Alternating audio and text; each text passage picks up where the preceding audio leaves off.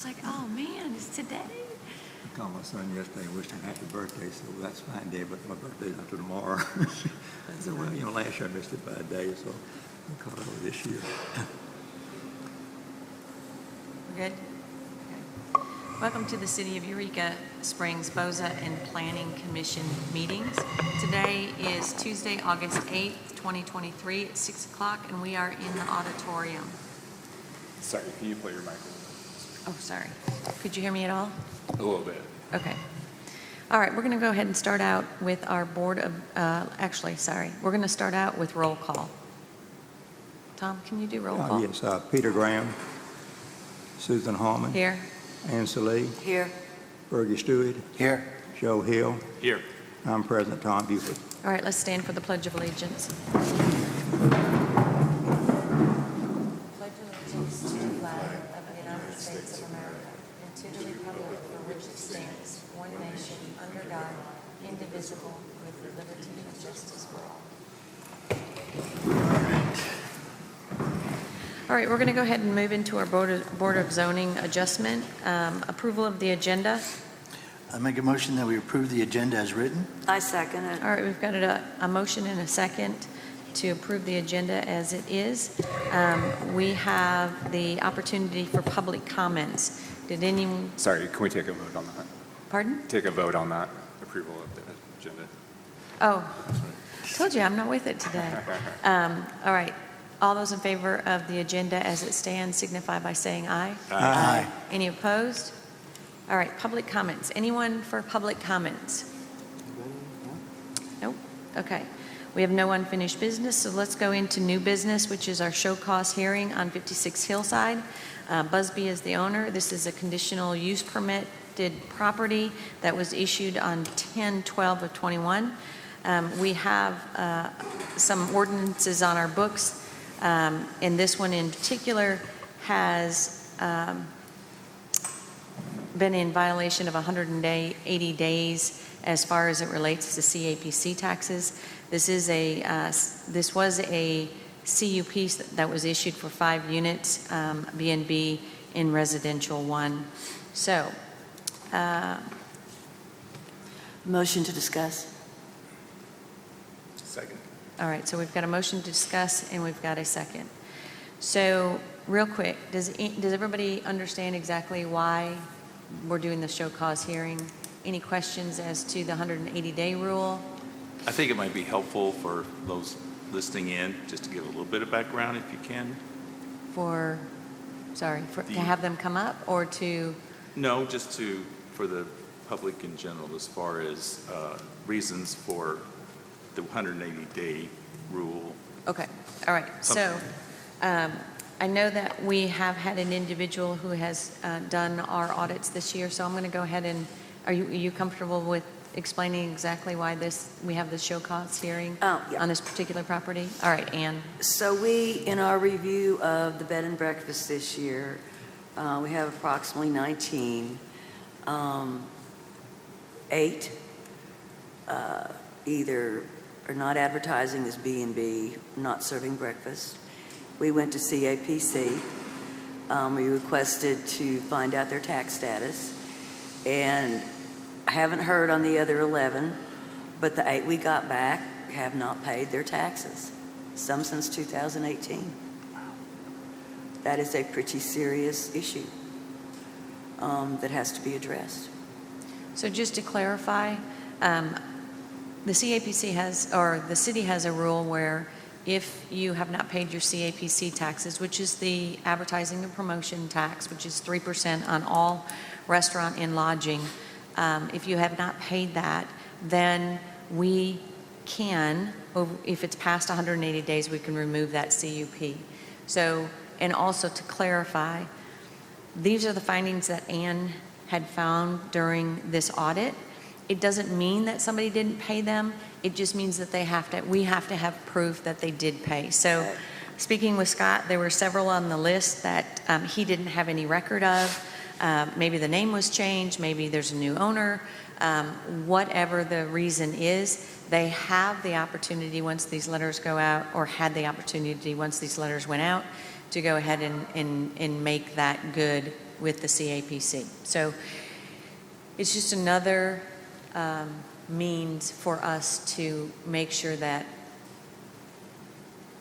individuals who are issued those CUPs are following all of the rules that are in place for the city. So, does that help, Joe? Yes. Okay. Thank you. All right, so I'm going to go ahead and ask 56 Hillside to come up, and if you can state your name, your address for the record. Certainly. I'm Robin Busby, the owner of Inn at Rose Hall at 56 Hillside Avenue in Eureka Springs, Arkansas. Okay, do you have anything that you want to say prior to us asking questions? I do appreciate your time and giving me the chance to present kind of my timeline as far as what happened. And I noticed that you have my read ahead, so I appreciate you guys taking time to look through that and kind of get to know my situation. But I'm thrilled to let you know that the project is complete. There were several issues that came up that prevented me from having any guests because it wasn't safe. I didn't have my stamp of approval from the building inspector, so I wasn't having it open while trying to do this construction and having money on the side. There was none of that. This was to get this place to a place that was safe. There was tons of deferred maintenance. Every time I got into one thing, it was Pandora's box. Unfortunately, there were two main events that kept me on my timeline. Although I will say on the CUP that I was given, and I hadn't gotten any additional information, there was no mention of 180 days. So I thought once my property was granted that because they were ending those conditional use permits, I would have never taken on a year's worth of construction had I known that. I would have broken it down differently, but I really truly was unaware, not that that's any defense or offense or whatever, but I was unaware until I was truly ecstatic that I kept up with this project after a fraudulent contract, two things, fraudulent contractor that took off with a bunch of the money that I had used to pay for materials.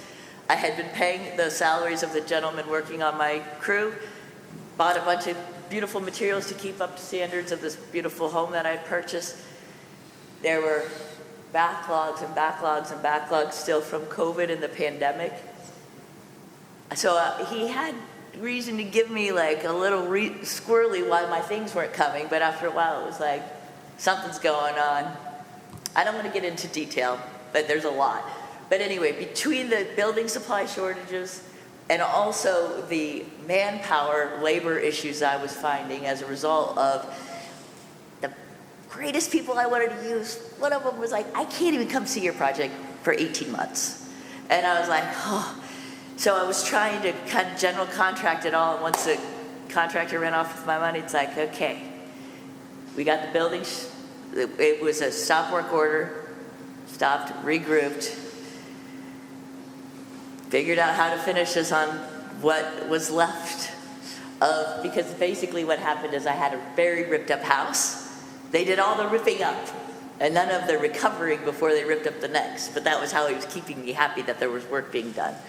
So even if I would have known that 180 days, I put pictures in that packet so you could see the place was not habitable for people.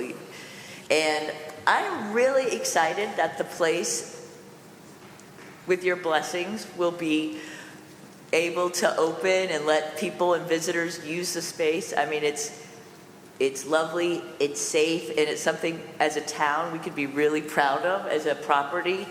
And I think I got a good, nice stamp from Jacob when he came to give me my final inspection. He said, I wish every project could be this well done, because I don't want to build a beautiful house, but it needs to be safe. So it took me longer, but I wanted it to be done right the first time. So I overstepped my time, and I appreciate your time and everything you do. So I will stop rambling. No, you're fine. I've got a couple questions. What kind of remodeling did you do? Okay, so if you notice on the permits and different things, we did some exterior work to the exterior of the house with the painting colors, things like that. However, there was a whole third story addition put on, an addition like a deck. Basically, the third story attic was converted into usable space. So that work was done. Then the kitchen was kind of retrofitted. There were some, where the walls had been very boxy, and there was some walls removed and different things done. So there was a lot of interior construction on top of lots of maintenance and different things like that. And when I say maintenance, I don't mean just like pretty flowers. Once I got there, within the first 3 weeks, I had $3,000 worth of damage done to my car, and thankfully nobody got hurt. And this is in a public street, so there was a lot of deferred maintenance, and it was a lot to unravel. Just plumbing, just electrical. Nothing had been really. Some things had been kind of patched up, or I'm not going to say duct taped at all, but it needed to be done right. So you added square footage to the building? So yes, there would be considered square footage to the building. So now that the owners live on property, so my house had been a bed and breakfast, but no one really lived there until it was a private residence for 2 years.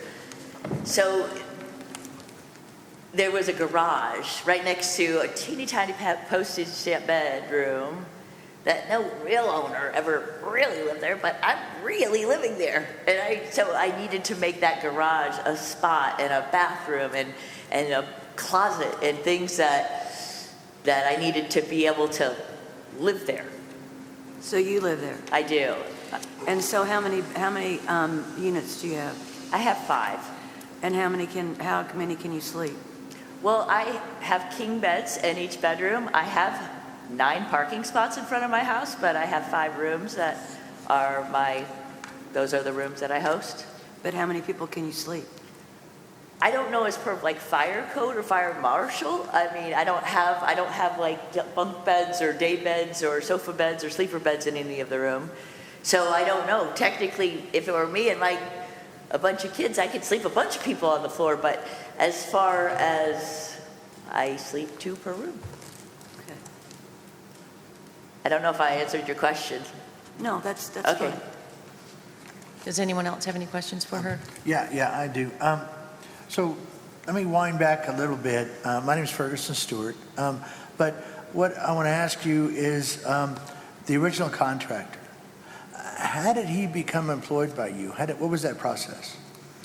Okay, so that process was a very challenging process after I had gone through several other people, and by March, I was using other friends and different people that say, help. I've had people on this, it's too big of a job for some people, or they can only give me a week here and there because they've got other gigs and everyone's trying to fill me in. And so they're like, well, let me help you, let me talk around. So he brought me the name of this person, and he's like, so he came and met me at the very beginning of March when I had gotten my permit in October, and I was very excited because I knew that I was one of the last ones to get granted a permit. I was ready to go.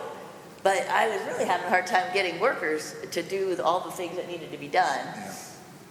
So he came to me, and I'm like, I've been in the construction business. My background was commercial and construction. I'm like, where's your license? So I thought I was pretty savvy.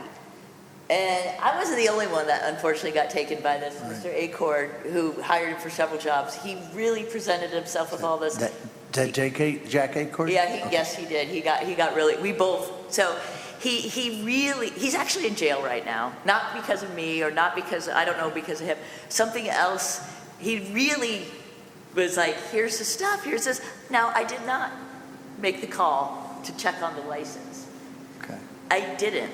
And I thought, well, I asked him for it because I didn't see it on his paperwork, and he looked at it on his phone, and he was checking things out, and he writes it down, and he does exactly what I would do if I was referencing something to get that number.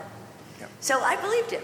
Right. No, and I don't want to, defer his wrongdoing on you, because that's you were a victim here, and he took advantage of the situation. But had you filed? There's also I want to let you know, a consumer complaint form on the Attorney General's website. Have you filed those papers? I have not filed those Okay, papers. well, I've got a copy here. If Thank want you, it. because I was initially on the second week of July, and right after this, I went to the local attorney in town, and then we'd met with Bobby Ray, everyone's been actually very helpful for me in this process. But even so this guy, I could go on and on, but,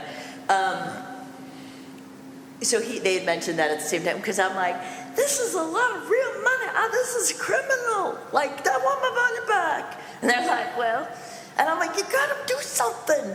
So they said, well, that's probably the first thing. And to be honest with you, I have sunk every single thing, every dollar I paid for this house, and then I took every single left and put into it.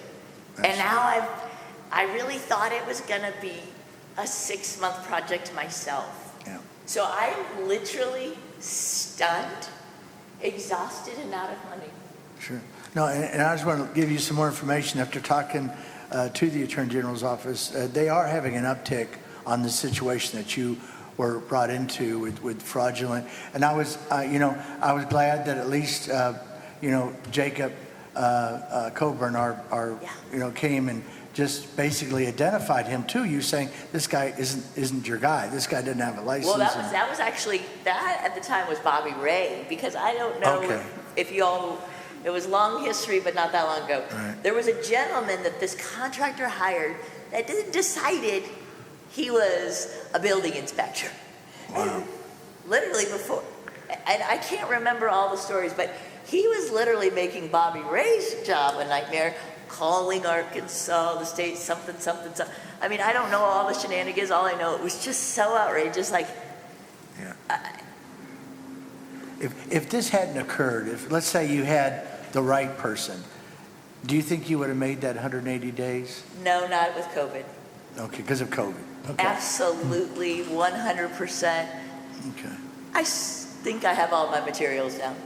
But Okay. no, literally, like my stove that should have been X took this long. Oh, but then we were having a problem with compressors at some piece.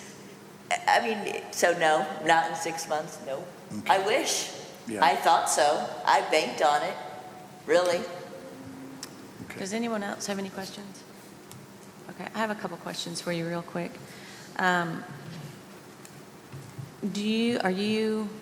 Are you up to date, and do you understand what the 180-day rule is? I do now, absolutely, and I Okay. understand that it's a, Have you talked to Scott over at the CAPC office? I have not. Okay, so every month, what's supposed to happen is there is a 3% tax that the CAPC collects on all lodging and all restaurants in Correct. town, and that goes for advertising and promotion. It is 3%, and what is supposed to happen is that when you have a business license and you are in that category of lodging and/or restaurant, you are to fill out a form every month and report your revenue. So what have you made for that month? And then from that point, you calculate a 3% on that, and that is what is paid to the CAPC on a monthly basis. The 180-day rule is if you haven't filled anything out, which from my understanding is there hasn't been anything filled out since, you said 2018, Ann? No, Or 19? she got her CUP I didn't buy in it. 21. Yeah, I didn't- 21, This was, right. this but was an we went- unusual we went property through a to couple. clarify this. It was a B&B, and then it was sold, It became and private. it became private. Yep. And then when she came back to get the CUP, we gave her a variance because it was within the 200 feet. Of the others Of on the that other street. ones, yes. Okay. But as far as Scott knows, as far as the CAPC Yeah, no office knows, taxes. there's no taxes since, was it 2019 or 18? I think 18. Okay, so that's one thing. So Sure. regardless of what happens here, whenever you are in either lodging or restaurant, you have to have that communication with the CAPC. You have to pay that 3% advertising and promotion tax, and you have to fill out a form every single month to notify them of what your earnings were. So So that calculation is If there done. was no revenue, there still needs to be a form Yes. filed. But I have a question So, for you. okay. So I still have not been able to pick up my license to say I'm Okay, that, and to that's go my there. next- So I felt like I was stuck between Yeah. two worlds. So that's my next question. As of right now, my understanding is that there is no business license on this particular property. There was a CUP that was issued in October of 2021. And I don't understand everything that happened because obviously I wasn't on the Planning Commission at that time. But my understanding is that you tried to apply for a license in June of this year. Was it June or July? It was this year. I thought once I got the building inspector to say my building was safe, because before I knew it, I went, when I first got it, I went right down to town hall, so excited. Yeah. Whew. And they're like, no. And I didn't even get a copy of my building, my final inspection that was approved, to then go to the next step. So Okay, how do so- I pay a license when I don't have a lot of business? Right, I understand, but there So was, I really truly did not have any clue, and I've never gotten any information. So there's- All I've ever gotten was this CUP that mentions nothing about their right, case. so there's never been a business license that you've applied for or paid for since you've owned the property. No, this is Okay. the first time because the construction was All right. finally finished. So obviously, well, I don't want to say obviously, somewhere along the line, there was a failure on someone's part, either the city, on your part, or there just wasn't enough communication given to you. In Eureka, if you don't have a business license, you don't have a business. So regardless of whether or not a CUP is issued, if there's no business license, there is no business. So I'm just saying that out there. I just wanted to clarify if you had talked to Scott over at the CAPC office to understand what is required and just to verify that there is no business license at this time for that property. I'm really excited for when I Okay, take those so calls. the other item that is out there right now is that there is a moratorium on B&Bs right now. So when my understanding, and you can clarify this, when you went to the city, did you go to the city office and request a business license?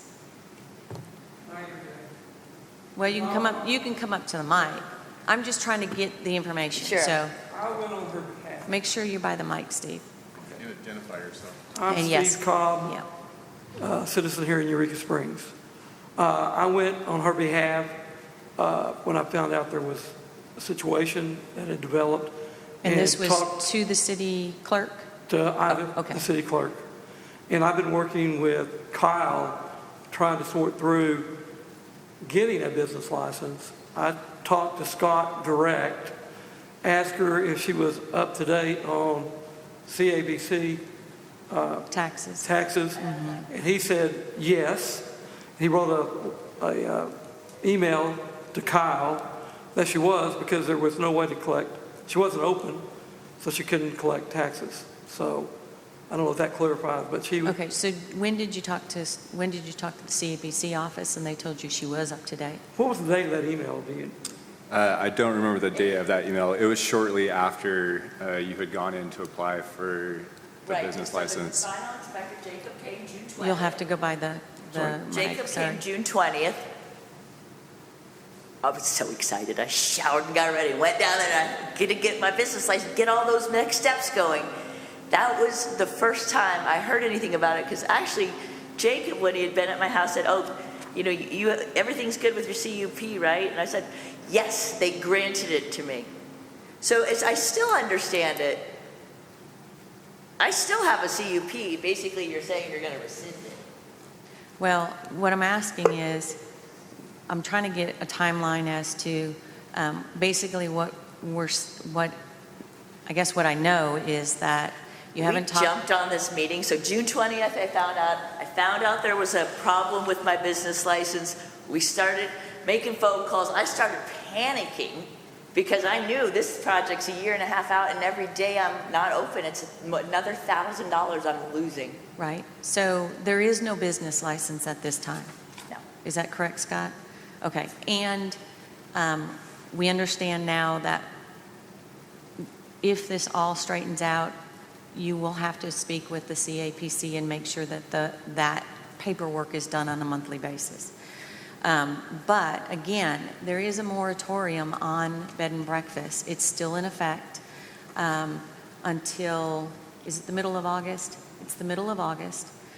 So there are no, I mean, we're not issuing any CUPs. I'm assuming that's the reason why there wasn't a business license issued, is because of the moratorium, correct, So can I Kyle? tell you, the law. Just 1 second. So my conversation with Ida was, she did not issue the business license because it had passed that 180 days. Okay, so it Not was related to the necessarily- CAPC, not to the moratorium. Is that what you're saying? That's right. Not the CAPC, but just 180 days of not operating. Okay, all right. I just wanted to make sure I had all of the information. I've got concerns that this CUP was issued almost 2 years ago. And it's never been open. And there may be some neighbors in the neighborhood that don't know this is a bed and breakfast, that did not have an opportunity to I submitted voice. to everybody, I had to mail them. Okay, just, Everybody on my street. I'm talking about, it's now been 2 years later. Your neighbors may have changed. So I don't know if this is a process that a new application needs to be submitted so that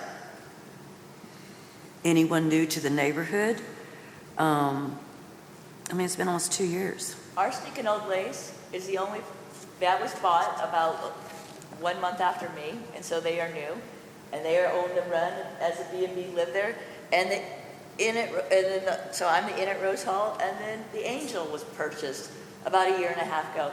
They're new neighbors. We've all been helping each other out, start this new life.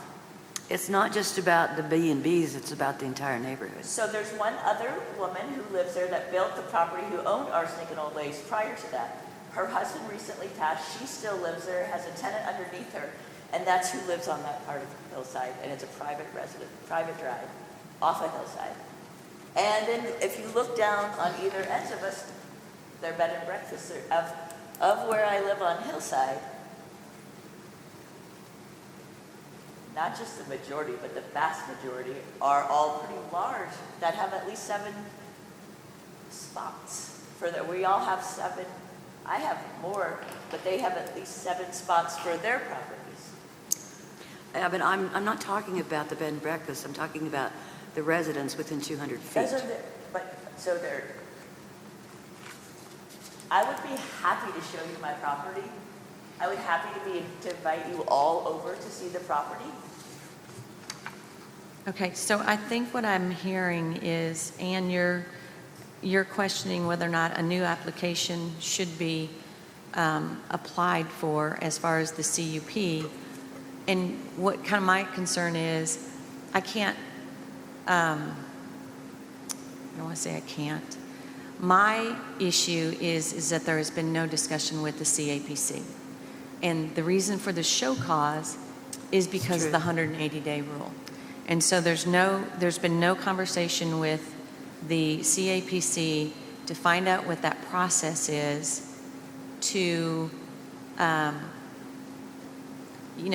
I'm kind of curious as to whether or not we vote on this or we postpone this at this point to make sure that she has had the discussion with the CAPC, so she understands exactly what is required, because that's what this show cause hearing is about. Let me interject again, if you don't mind. I contacted Scott on Robin's behalf in regards to the CAPC.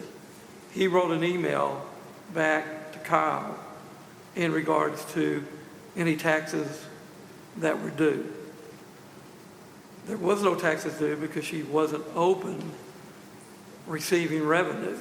Right, but my understanding is that no forms have been filled out, and that is a requirement, so, That's why right, this Yeah, he did. Right. is costing a taxpayer and a person who wants to follow the rules so much money every day by having to wait on timelines where it doesn't make sense. There's a reason why the law was written. If somebody can show cause why they couldn't open in 180 days, the mayor and you all can grant that because they don't want to be sued. Because then I go, oh my God, you guys, I could have opened here, but you guys couldn't communicate. Then this happens, oh my God, now it's 100, now I'm bankrupt, oh my God. And this is why? Because you guys didn't communicate. So then we go to court over whether this, and I don't, what I'm so Well, excited to Okay. As I mean- as far as communication, I mean, I don't know what communication you've had, so So- we're not here to say that you did or you didn't. I'm just asking questions and trying to figure out Scott did not what. ask for any forms to be filled out because he knew that the inn had not opened. Kyle? And he, The requirement is that a form is filled out every month. and, Well, okay, do you, he could didn't you, request the form to be filled out.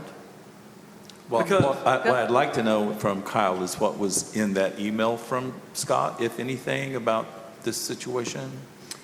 Yeah, so basically, Scott said that the property is current on their CAPC taxes. I'm And not when sure was that? what he based that off of, whether it's new owners or new CUP or the previous owners are no longer in possession.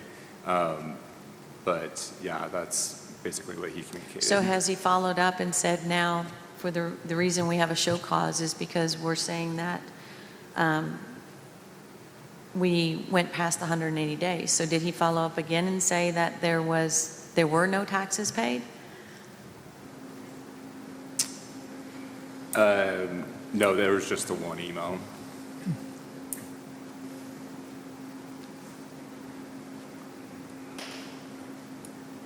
Okay, so we have a show cause here for 180 days past paying taxes. And you're saying that Scott or the CAPC has sent an email that says that So I nothing was required, or So I that... think we're overlapping two different scenarios here.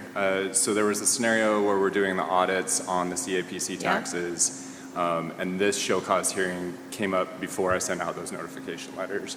The show cause hearing is based just on the 180 days of not being operational, is what this show cause is based off of. So this is the first I'm hearing hearing of this Okay. tonight. Okay.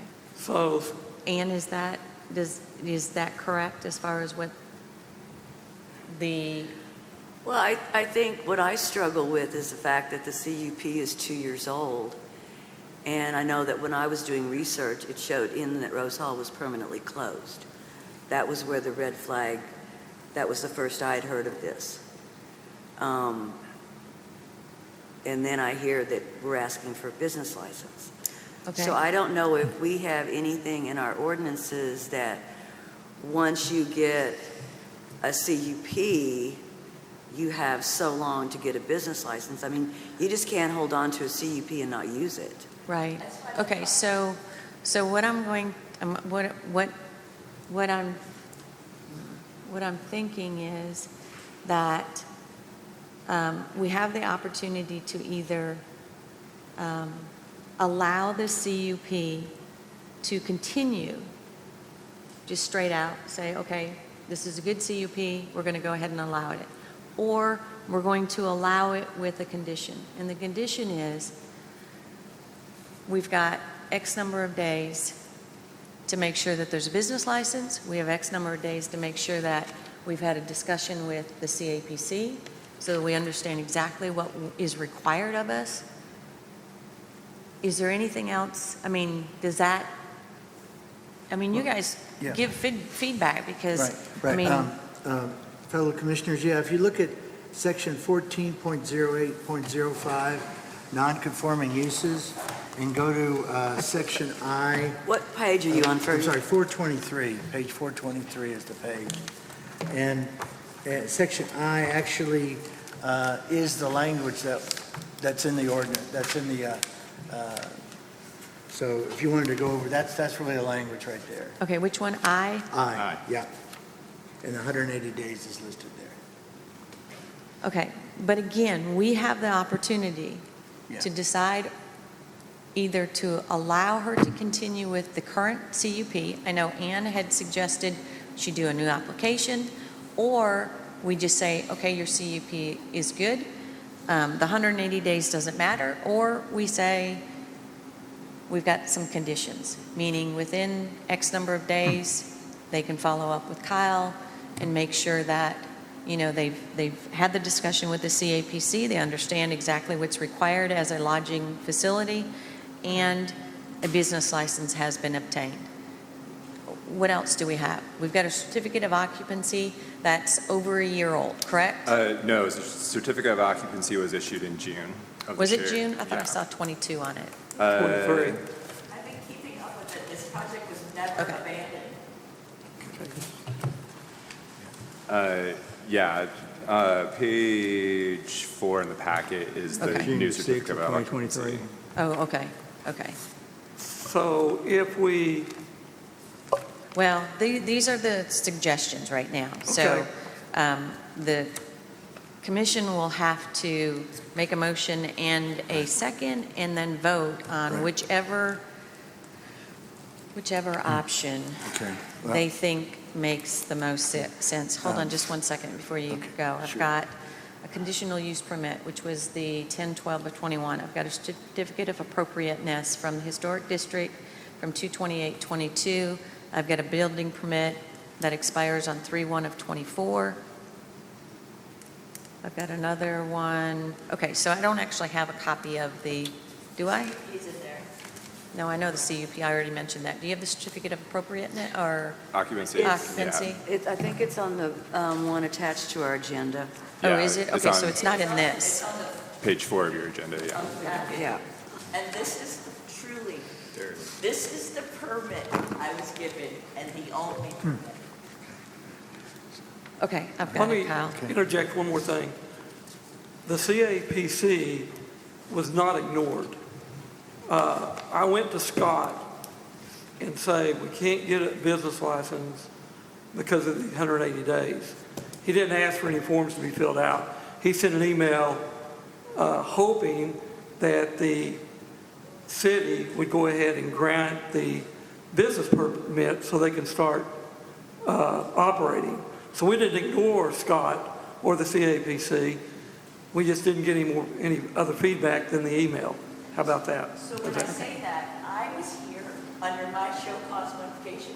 When Can I you had get that go was up in to, 180 I'm sorry, can you move days, closer? You're going to have to move closer to the So mic, I'm wait, the sorry. reason why that I was here, the letter, as per your letter, and the reason that we had this conversation is in your laws and bylaws, you can have, there are exceptions to the 180-day rule if you show cause. So I want to confirm, because of the COVID pandemic and the building materials were delayed, and because of the contractor fraud, that you are denying, but you're to vote on this. But this is where I'm at. So, and I understand that you are doing your job to the letter of the law, but this, while you guys figure it out, and is costing me everything. My electric almost got shut off 2 days ago.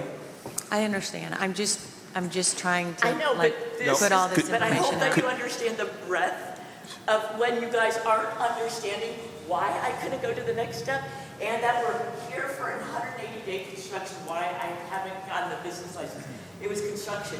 So if those are all the things that somebody else, they have to come and decide to scramble this out, that's what you're telling me. Because that's why we're here. We're not here about that. Because I was not allowed to even go that step. Joe, The two conditions that you mentioned, I mean, if that was a part of the proposal, I think that sounds reasonable to me. What Just- about the And moratorium? I think that could be readily obtained. the moratorium is on whether or not we will issue any more CUPs in 1, 2, or 3 for B&Bs. So I don't, We say this is a new CUP, are we under that rule? then? well, right now, we're not saying it's a new CUP. That was Ann's suggestion, is that there was a new application. We can, like I said, we could ask for a new application. What- We could, hold on just one second. We could go ahead and just say, okay, we've had this hearing, we understand the situation. We can vote to just allow it to remain as the CUP that was issued in Okay, yeah. 21. Okay, yeah. Or we can say, we'll allow it to remain as a CUP that was issued in 21, but we have a couple conditions. And the conditions are that you've got X number of days to apply for the business license and to have that discussion with the CAPC regarding what is required for that tax. Ian? Yes, Ann. So, it is unfortunate that situations like this bring out the disconnects that we have within the city Yes. on we've had working that on these discussion. projects. On my list of 19, Inn at Rose Hall is listed as one of our B&Bs. Business license, no business license.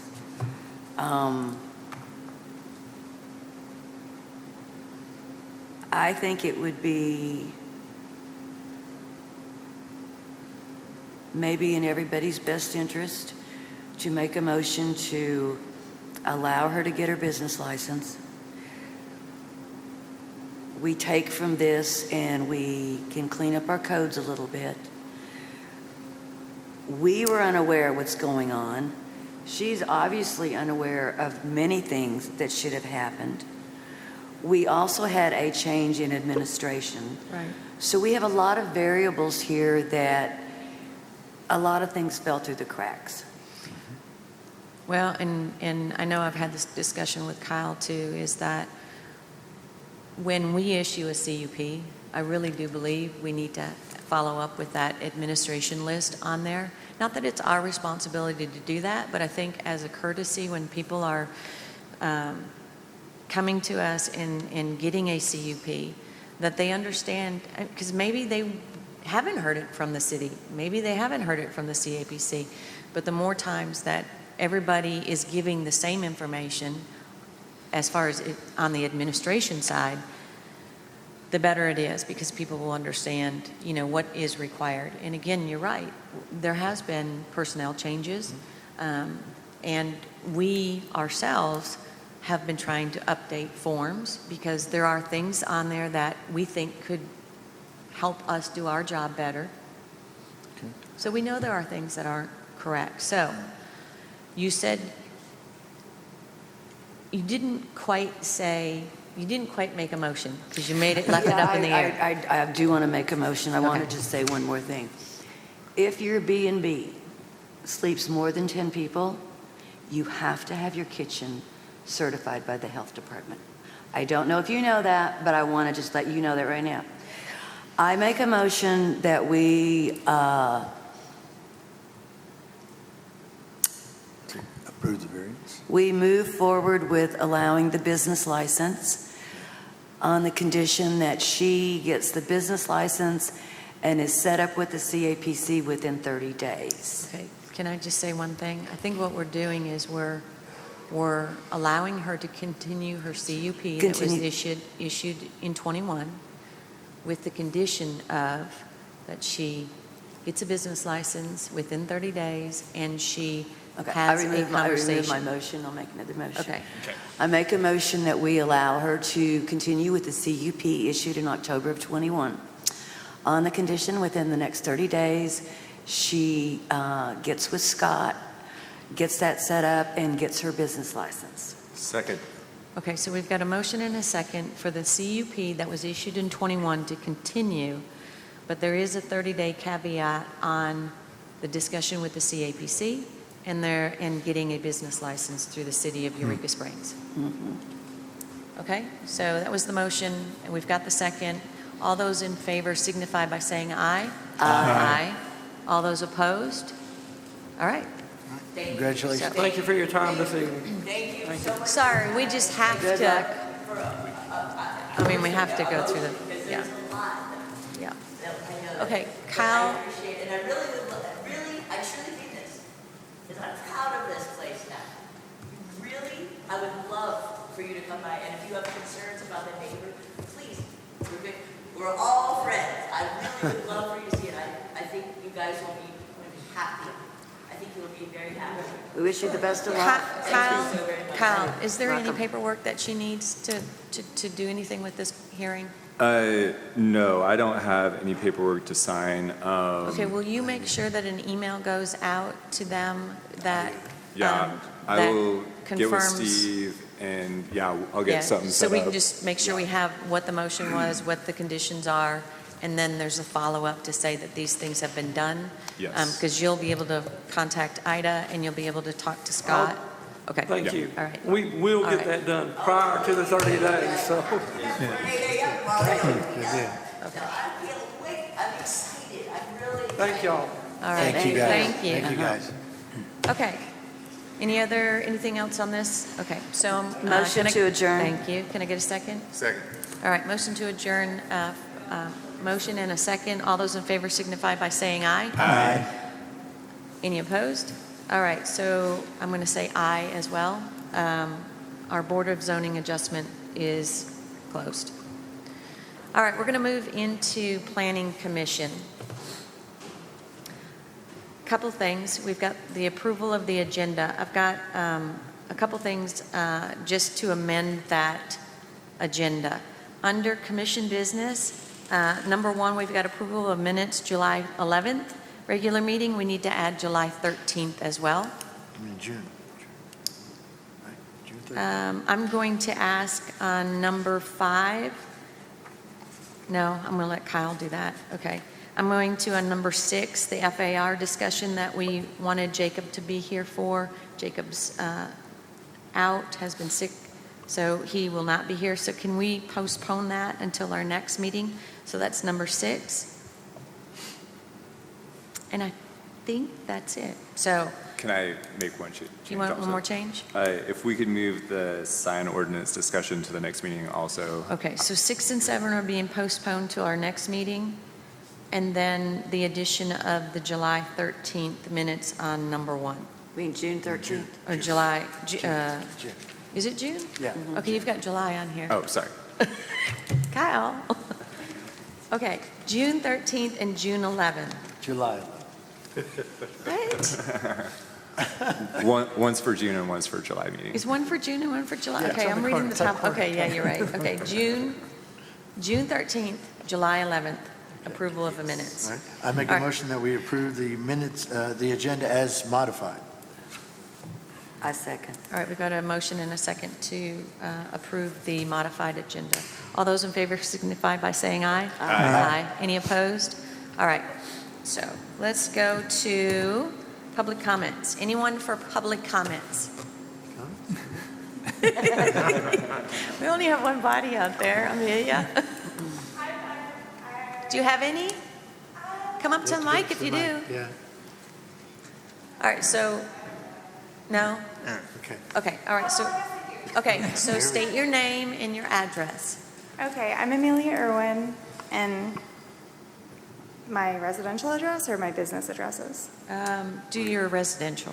I'm at 139 Mill Hollow.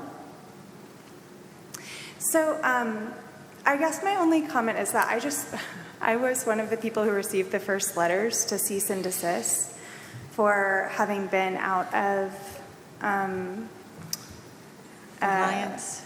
compliance with the CAPC, and you kind of all addressed it tonight when you were talking to this other woman, that there was just a lot I didn't know that I was supposed to do. So we've, tried to be on the up and up with everything possibly that we can.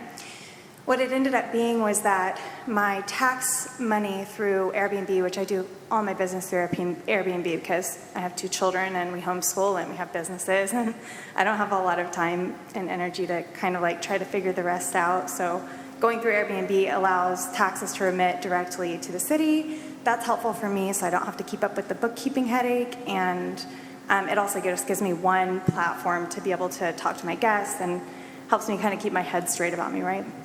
So, but what was happening was that because we bought One Kings Highway Inn first before Harvest House, all our taxes were remitting through by way of One Kings Highway Inn. And since we bought Harvest House, Airbnb didn't differentiate the 2 separate properties. I know they don't differentiate properties in general, and that must be really frustrating. It'd be a lot easier if they did. But long story short, the whole B&B moratorium. So I went and talked to Scott. I got it. I had a heart attack. Went to Kyle. He sent me to Scott.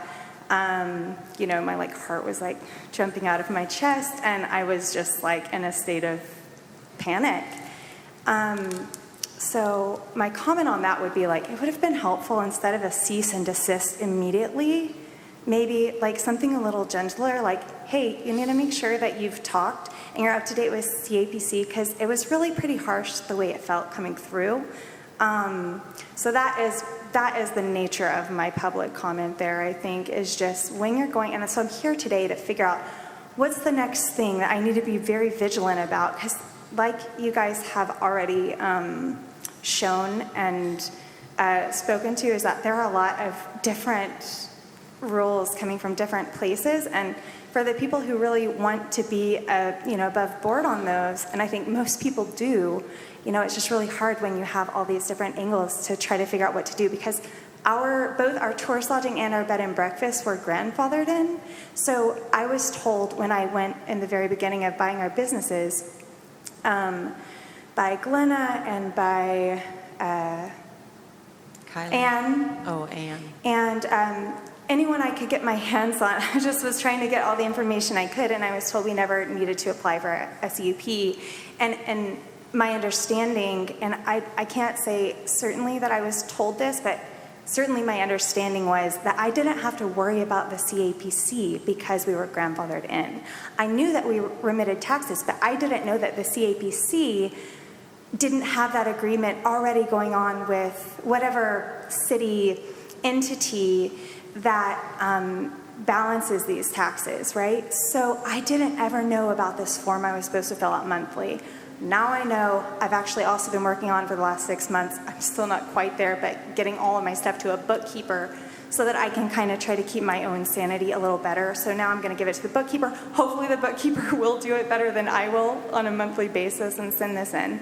But yeah, I mean, just speaking to like kind of the anxiety that's been induced from the moratorium stuff, like, I don't know what's coming next. I want to know. I want to like make sure if there's something I'm not following that I can make that right, because we have a live-in innkeeper who we take very good care of. Like we try to do everything we can for our bed and breakfast, but like the 10-person or more, like I'm like, oh, I should look back at those rules. It doesn't apply to us right now, I don't think.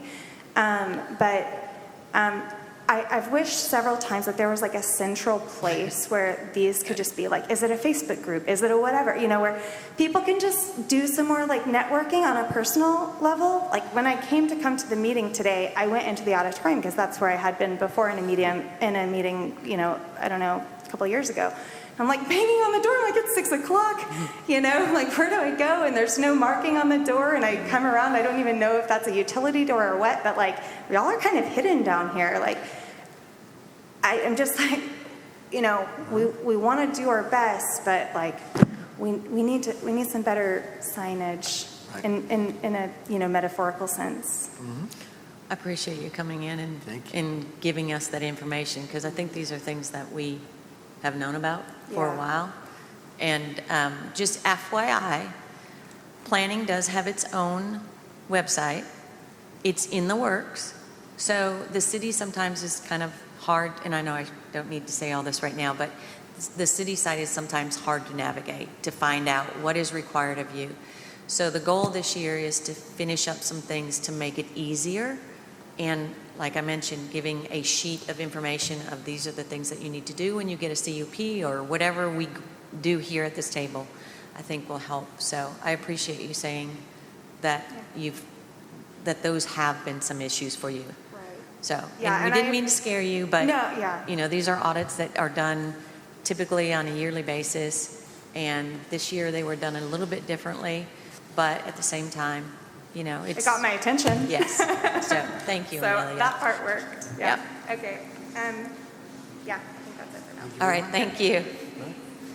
Okay, we don't have anybody else out here for public comment, so let's move into the meeting itself. New business, we have none. We have no unfinished business, so let's jump right into the number one, which is approval of the minutes. Can I get a motion in a second? I make a motion that we approve the June 13, 2023 minutes. Second. All right, we've got a motion and a second to approve June 13th, 2023 meeting minutes. All those in favor signify by saying aye. Aye. Any opposed? All right, those are approved. And I'd like to make also a motion to approve the July 11th meeting minutes. Second. All right, motion and a second to approve July 11th, 2023 meeting minutes. All those in favor signify by saying aye. Aye. Any opposed? All right, so those are passed. Okay. Number 2, discussion of B&B moratorium. So on Monday, City Council will be meeting. It is on their agenda, the discussion of whether or not the moratorium will be extended for another 6 months. I will be there. I know we've got the tree ordinance on their agenda as well, so I'm sure Tom will be there. Ann's going to be there, and I'm going to allow her to have that discussion just because she has gone through these audits and she understands in detail exactly, not that we don't know, but she knows it a little more intimately than we do, on why that request is being made. So not to talk any more about that, but that's what's happening on Monday, the 14th. Number 3, discussion of parking. So I gave you all some information that I typed up and also showed you an email that was sent to the mayor and to the transit director. Kyle and I met with both of them the end of June. I'm going to say the last week of June of this year. And so really the takeaway is, this was one of the items that we had on our wish list. It was my item. I wanted to discuss parking. Can we take that Donahue project a step further? Is there the opportunity to have the city create new parking lots? What could we do with them? How can we continue to follow the Donahue project with the goal of reducing traffic downtown? It comes up all the time. There's too many cars downtown. Nobody can find any parking, whatever. So when I sat down, I guess in June sometime, I started thinking about it and I thought, well, how is this conversation going to go? So I came up with some questions that I would go ahead and ask Transit, though, and also the mayor. That was in our discussion. So long story short, the email that was sent to them was basically, and I'll read it real quick just so it's on record, but I believe that at this point, we know that the transit operates an economical ride around town, which will keep vehicles out of parking lots. We know that it's usually $5 a trip. We know that there is parking downtown that the city manages. We know that the transit manages a couple other parking lots, and those rates are set by either transit director or the city itself. So there's no money that's been set aside for additional parking lots based on this conversation. There aren't any plans currently, as far as we could tell, Kyle, that there were going to be any additional parking lots at this time in Eureka Springs. So how do we keep people from downtown? The only thing I could think of is that we need to come up with a parking strategy. So the city could do that for free. It's not going to cost them anything to come up with a parking strategy. So in my letter, I mentioned a parking strategy is on or has been on the Planning Commission's agenda with a focus on how to move people in and out of downtown without creating a parking and traffic nightmare. The most logical and cost-effective solution today, as it was in the 70s, is to utilize the modern trolley system, in my opinion. In order to do that, transit and the city need to work on a parking strategy that creates parking zones that take advantage of prime downtown parking spots and filter out to less than prime parking spots. So the idea was think of front row seat prices versus balcony row seat pricing at the auditorium. We know one's more expensive than the other, the other is less expensive than the other. So that was the thought on parking. Create zones downtown. This parking here at the auditorium should be prime parking spot. It is in the middle of downtown. People are constantly trying to find parking down here, but where do you want to find parking? You want to find parking in auditorium, so that's one zone. Plainer Hill, Transit, those are other zones. The parking on the street of Spring Street, where the parking app is currently being used, and also some of it down towards Main Street, the parking app is in place. The parking meters that weren't working have been removed. They've got parts for the ones that are still being used or that still work, but anything else has moved over to a parking app. The problem that I see is that it costs you $1 an hour to park at a meter. Okay? So that's an hour. So how much does that cost for a day? So if you were downtown for 8 hours, it would cost you $8, right? You can ride the trolley for $5. So if I've got a car full of people and it's only going to cost me $8 for the entire day to park downtown, the trolley doesn't make any sense. But the whole reason for the Donahue project was to figure out what made sense for parking and how to keep people out of downtown. The transit was a fantastic idea, but nothing more has happened with transit for 40 years. So how do we get more people to ride transit? Because they have a certain percentage of their budget every year that they have to meet. They are federally funded. I told you administratively it's 80-20. They're responsible for 20%. Operationally, they're responsible for 50%, but they do get federal money. How do they come up with the rest of that money? They come up with it through advertising, through tram tours, and through parking.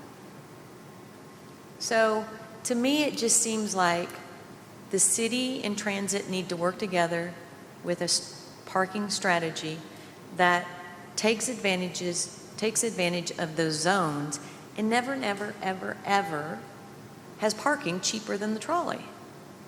I mean, why would you do that?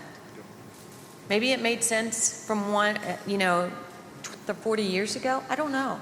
It doesn't make sense today. If you go to any city around the country, parking does not cost you $1 an hour. It costs you maybe $20 for an hour, or $15 for an hour, or $10 for an hour. That app, I've never seen the admin side of it. I don't know if that app can be set up and managed along with this parking strategy to say, weekdays, this is how much it's going to cost you for parking. Weekends, this is how much it's going to cost you for parking. The holiday season, usually in December, they always give free parking for a couple hours downtown. Maybe that's something they can program into that app. But it needs to be managed in a way that benefits the city and also creates an opportunity downtown to help alleviate the congestion. So who's going to make the decision, transit or the city council? Okay, so transit right now determines, Kyle, correct me if I'm wrong, transit right now determines the monthly parking passes, how much they are. They also determine how much the daily ride is. They also determine what parking fees are in place on Plainer Hill and at the transit center.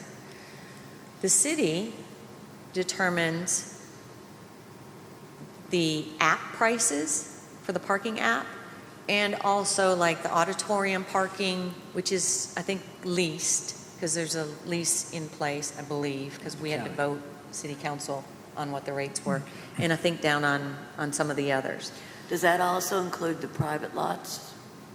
When you say private lots, what would you say is private lot? The ones that, I think it's Charles Mowry and Damon do. Okay, so those are private. They have nothing to do with the city. Okay. So we're just talking about the city lots and the ones that are managed by transit and the city. So I know when I was on city council, we had to vote, city council did, on what those parking rates were. When an event happens in Eureka, if they want to rent out this whole parking lot for an event, they pay, I think it's $9 a day for each one of those spaces. I believe that's in the ordinance. So all I'm saying is that I would love for planning to be involved in a parking strategy. I think it is the least expensive route to go, as opposed to creating a fund for more parking lots. And it makes no sense for us to do more parking lots at this time because we don't even have what we have right now managed correctly, in my opinion. Now, you all may agree or disagree. In the fine for parking downtown in the parking lot. It's but on the $10. terminal, like $10 an hour. Yep. $10. $10 for the whole Fine. day. If you get, no, yeah, if you get a fine, it's $10. You can go put your ticket in one of the buckets with your Yeah. $10 and you're I mean, done. So are you presenting this to city council Monday? Well, I'm debating on whether or not I'm going to present it, or I'm going to just send an email that says, and city council can pick it up if they want to pick it up, and/or make a recommendation that we are involved in a workshop or, getting some more information. But honestly,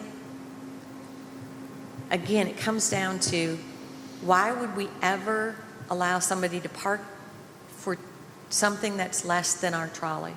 The whole intent of the trolley was to keep cars out of downtown. So it's almost like we're shooting ourselves in the foot. But it's not going to be our decision. Nope, it's not our decision. I think the best thing you can do is just present it to city council and see where they go with it. And if they want us to attend the workshops, or if they want a workshop, we're happy to lead it, but Yeah. it is something that has to be done in the mayor's office and by city council. Right. We can't do it. So that's what I wanted to say about parking, and just kind of give you some background. So, but I really think that, that's step one. And Susan, I think it's $6 now a day. Is it instead of $6 a day? $5. Yeah. Last time I bought a ticket was $6. Oh, yeah, well, see, if you do a 2-day pass, you can get Oh, I it know, but this is a one. for this is a 10 one- days, Okay. or $10 for a 2-day pass, which Right. is equivalent of 5. But yes, you are correct, the Yeah. 1 day, if you just buy a 1 day, it's $6. Now, they also, which is nice, they've come up with a digital pass that you can buy online, but I think there's an extra fee to that. It's like $1 and Well, that's good. 12 That's- cents or that's something. progress. I never Then you thought just show Smitty your would have gone phone. with that, so. Yeah, Yeah, I always so- I have arguments with Smitty all the time about rate establishments and how can someone, can we give somebody a coupon for the day? And, oh my goodness, he says, show me the money every time. He says, I'm not doing anything for free. Right. So, And so that's the thing. Yeah. I just think there needs to be some sort of management of that program. Yeah, But agreed. the city and transit have to work and- together. And the city did just modify the app where you can call in a number. Yep. If you don't know how to operate a smartphone, you can actually call in a number and it will give you the voice prompts on putting your credit card in and how it would meter and things. So you don't Right. have to type it in on your phone, you just talk to the phone, Yeah. just like any other. And I so- think that's good. So, Yeah. I mean, if you guys are okay with me just either presenting Sure, it or absolutely, yeah. sending information to city council, and they can decide what they want to do with it. Yeah, no, I agree with you Kyle, 100%. do you have a, I just want to throw this out there if you're interested.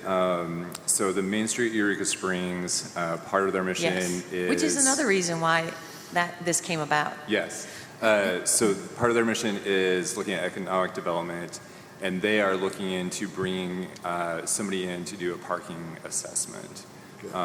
And I have offered to help fund that study from my office. If Planning Commission is interested in getting in on that, I think it would be something worth looking at. And I think that goes hand in hand with a strategy, because if that app allows them to set rates based on what they find out, during these days we're the busiest, and during this day we're the least busy, and all of that ties in together. But at this time, I don't think that the answer is more parking lots. So that's that on parking. All right, number 4, notification letters. Ann, do you want to follow up on? Yeah, we've sent letters out. This is addressing the CAPC. I don't know if we've heard on the other 11 B&Bs. Have we heard Do you want a back? little bit of an update? So I sent those out last week. I've heard back from 4. 2 of them, it was just a matter of figuring out their paperwork, and then they were good to go, which Amelia was one of them. There's a couple, I think it's going to be a little bit more involved in straightening out their paperwork, but I'm still waiting to hear back from 3, I think, on the letters that I sent out. Did we have a time? Was it- We've got a time frame, and then we'll address the ones that are not advertising that they're bed and breakfast and the ones that are not serving breakfast. Okay, so what you're saying is you address this first round, but you have more to come? Okay, all right.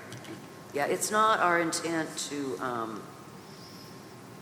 I realize this is people's livelihood, and it's not my intent to embarrass anyone. That's the reason we haven't publicized a list, nor am I going to, of this to work with people.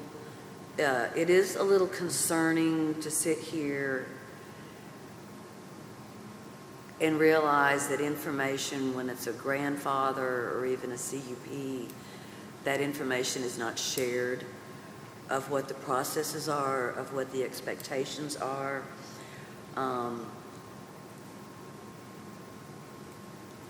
Because I think we all sit here and assume that when we issue that, or that grandfather's issued and they go downtown, they're told you've got to go get a CAPC tax number. They're told you have to serve breakfast, you have to advertise for breakfast. If you have over 10, that's state law, or sleep 10 state laws, you have to have a health department certify your kitchen. I mean, these are all things that I think we could do a better job on. I'm going to ask for an extension on the moratorium to get this cleaned up. But I think that it would be in everybody's best interest that we put these things together and get it sent to everybody, that these are the expectations, these are the things that you have to do. And couldn't the city, the person who issues the Well- CUP or couldn't that be a part of just explaining that when they're literally there? You would think, but now on the other side of that, there are some people that absolutely know they're supposed to pay taxes. Right. So I'm All the Yeah, hoops. there's, I think it could be simplified. I can't speak for CAPC, but yeah, this is an opportunity to get this fixed. Okay, so what I'm thinking is, what I mentioned before is, I think maybe for our next agenda, maybe some of the things that we should do is, I know we're going over our forms and we're correcting things that we think should be added to those applications, but maybe what we could do is give our suggestion and have a consensus between city clerk, CAPC, and planning, and HDC, to come up with a list of things that you're required of as a new business, or you're required to do because of the type of business you are. Yes. And so that form should be used across, it doesn't matter whether or not they come in to the CAPC and they apply for their CAPC number and he hands that to them. If they come here for a cup, we hand the same form to them. If they come in for a business license, they're handed the same form. So, we again, it's an admin thing that needs to be corrected. And then from there, we at least know and we're assured that the information was given to them and everybody is on the same page in all of these different departments. So I'm going to add that on my agenda just so that we can make some suggestions as far as what we need on our side, and then hopefully we can get a consensus or an additional addendum to any of these processes that can be given to everybody. Do you have anything else on that, Ann, as far as, okay. When do you think that you will finish up with the B&Bs? I know you... And move on to tourist lodging? Yep, we've got tourist lodging still. Have we requested those last 11 from Scott on the B&Bs on taxes? I think so. I can forward that to you. Okay. Yeah. Yeah, once we get this in, obviously this has kind of been a learning journey tonight on what's information is or is not provided by various departments. Okay, so I'm thinking maybe you'll have something on tourist lot. We should be able to finish up with B&Bs around the middle of September and Yeah, maybe I would think start? so. And then we can start, I can start with Tourist tourist lodging? lodging. Okay. Okay, do you have anything else on that? Or does anybody have any questions for Ann on that particular item? No? Okay, all right, let's move on to legally non-conforming properties. We had some questions back several months ago, and we were trying to get some information as to how those were handled if an issue came up. So Kyle, what did you find out? Yeah, so what I found out is if a legal non-conforming property is in violation of any of those stipulations, planning can call them in for a show cause hearing on why they should not lose their LNC status. Okay, and that information was given to you by who? That was a precedent that was set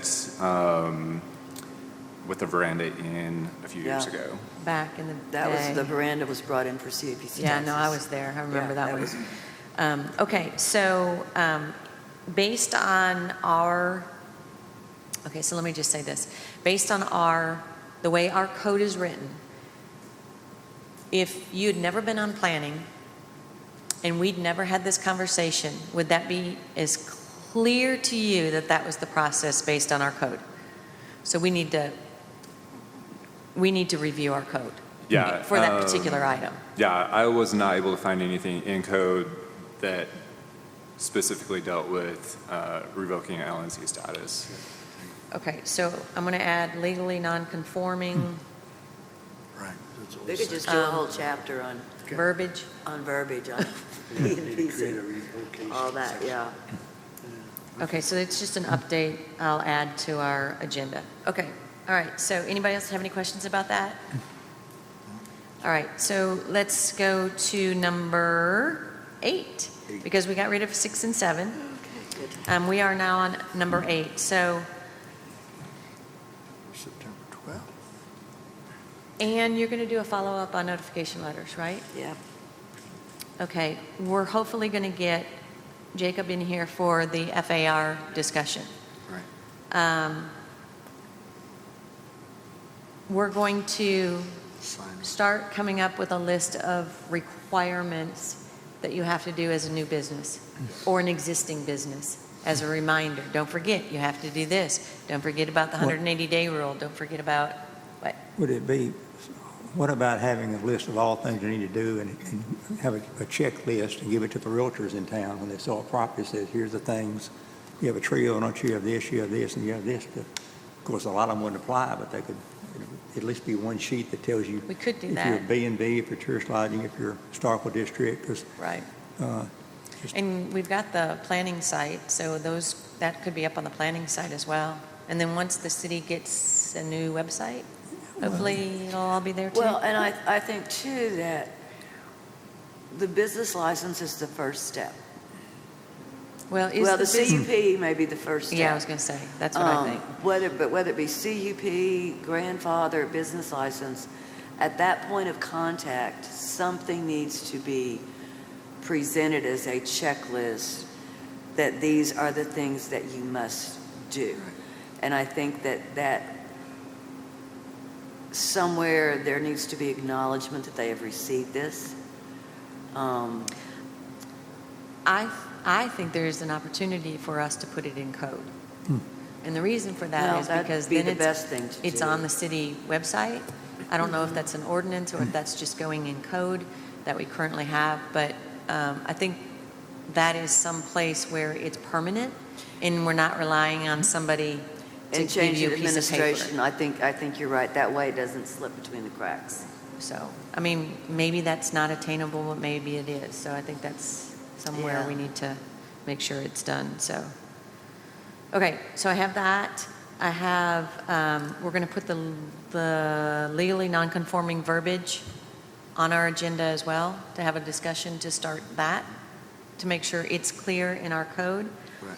And then the one thing that we haven't finished is our applications. So, we talked about updating our applications. So when you apply for a cut, when you apply for a tree cut, when you apply for new construction. We talked about it, but we've never finish those. So we're already in August. I think we should probably pick those back up. And so if you all can look at those before our next meeting, and I will promise to do that as well, and know when my next meeting is, and just go over and say, because I know, Kyle, you had some suggestions, and we thought at one time, well, maybe when the new website gets up and running, that would be a time to do it, but I really think we should have a final draft for whoever is entering that information into the new city website, whenever that happens. Do you think a workshop would be helpful on something like that? What do you all think? Do you want to do a workshop, or do you want to? I think so, and that way we're not distracted on talking about other things. Exactly. We could just Okay. focus right on that and whip it out. So, do you want to schedule a workshop? Why don't we just do it before the September meeting? Okay, so you want to do it at 5 o'clock? All right, what day is our September meeting? Our September meeting is on the 12th? Well, Okay, so we'll have a workshop on our application updates on September 12th at 5 o'clock.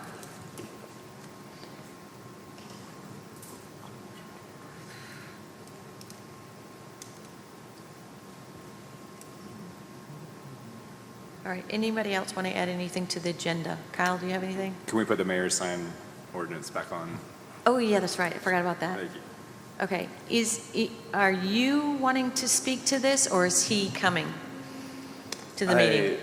So I had mentioned to him that he needed to get with him to discuss it, and then I didn't bring it back up to him, so I kind of dropped the ball on that. So Okay. I can invite him, or if you want, I can just get the details from him and bring that next time too. Do y'all want to hear from him as to what his reasoning is for updates? Or do you Sure. want, okay, all right.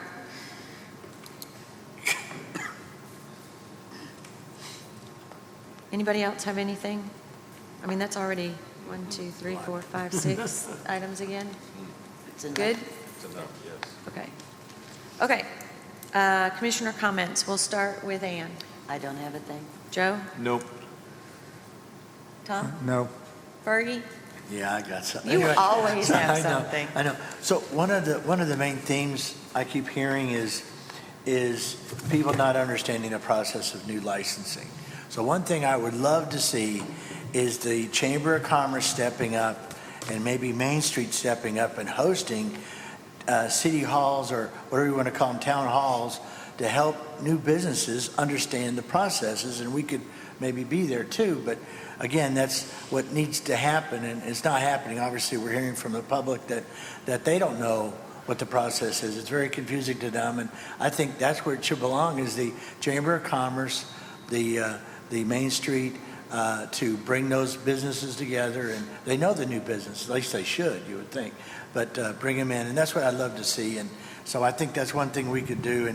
And again, after interviewing everybody, we're still running anywhere from 26% to 30% down right now across the city. Now, I know CAPC doesn't agree with my numbers, but I'm doing personal interviews to business owners on the street, and that's what I just finished yesterday, talking to business owners, and they all agreed that they're doing terrible this year. They're not having a good time. So anyway, okay, you too. Okay. And All right. I'll say to That's Fergie it. to that, we're down from last year Yeah, and the so year before too. I just wanted to pass it on. Kyle, do you have anything you want to add? Thank you, everybody, for volunteering your time to be here. Okay. Motion to adjourn. Second. Motion and a second to adjourn. All those in favor signify by saying aye. Aye. Aye. Any opposed? Meeting adjourned. Yeah.